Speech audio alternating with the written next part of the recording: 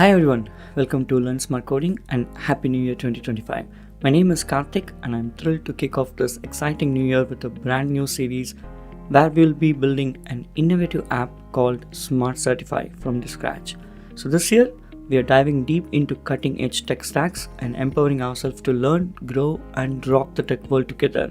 So come, let's take a look.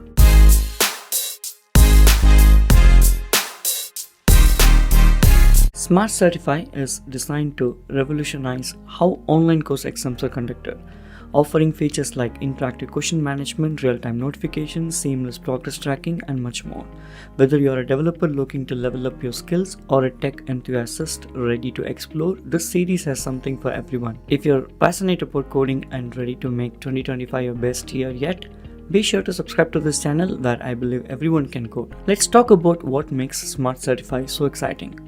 Imagine you are an instructor managing multiple courses and exams, or even a learner preparing for certification. SmartCertify simplifies it all with a lot of features. So dynamic systems to create and manage courses, question answers, and for your exams. And there'll be difficulty levels, and you can even resume and pause the exams whenever you want. And finally, you'll be, given with a good score and how you performed and all of those things. So this app is like typically, if you go and attend the Microsoft exam in a real world, however the exam is going to be, we will bring up close to that feeling. So at the end of the series, we will have a fully functional application that handles user roles, integrates the modern technologies and scale effortlessly.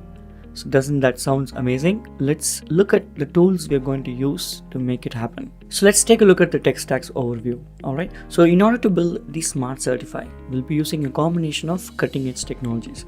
Starting from the front end Angular 19, we'll be using completely standalone components.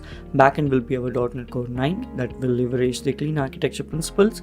And then we will use enormous Azure services, starting from Azure AD B2C, Graph, and authentication, Azure functions, and so many. So this app is the perfect blend for the software as a service, platform as a service, and model tools to deliver a robust real-world solutions. Okay. Plus, you'll also be learning how to integrate these seamlessly into your projects. Alright, let's take a look at what are the software as a service that we're going to use. Azure AD B2C business to consumer for authentication and authorization. We'll be also using the Graph API for managing the users and calling the users and do some notification stuff.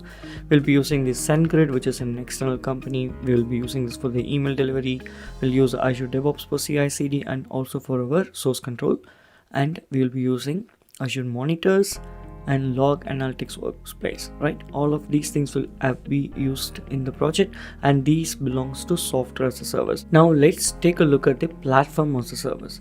So Azure functions we'll be using Azure Web Apps for the hosting the web API in the UI, and Logic Apps will be using Key Vault, Storage Account, Azure CDN, Front Door, and a lot of stuff. These belongs to product as a service. And we will also be using more stuff like Redis Cache, Azure SQL Server, Application Insights, Azure API Management, Azure Container Registry, Azure SignalR services. So exciting, right? So many services. Are you wondering how I'm going to do all of these things? You'll see. Now, we will also be using infrastructure as a service like Docker Hub. We will give an example of how you can use the Docker Hub as well. We'll be using the managed identity, service principles, shared access signature. All of those things belongs as a infrastructure as a service.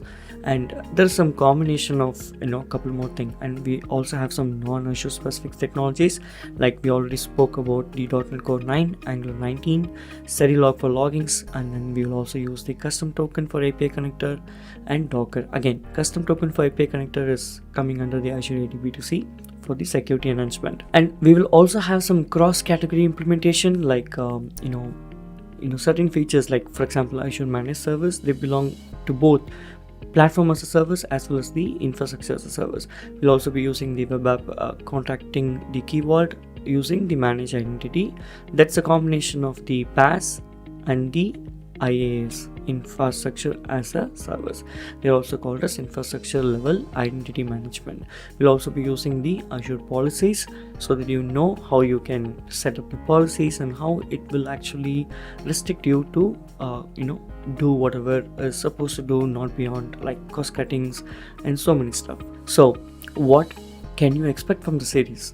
So we'll be breaking it into bit-sized lessons covering database design, setting up the backend, UI, infrastructure, integrating the Azure services like notification management and monitoring, and so many stuff that you saw in the tech stack. Everything will be cut into bit-sized lessons, so it will be easy for understanding and doing it by yourself.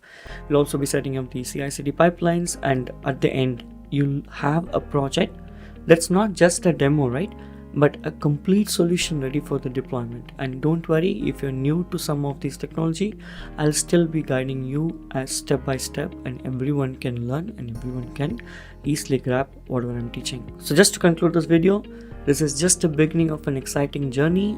In the next video, we'll start with app architecture overview and the initial setup. So if you're ready to dive in, hit that like button, subscribe to the channel, and share this with your fellow developers.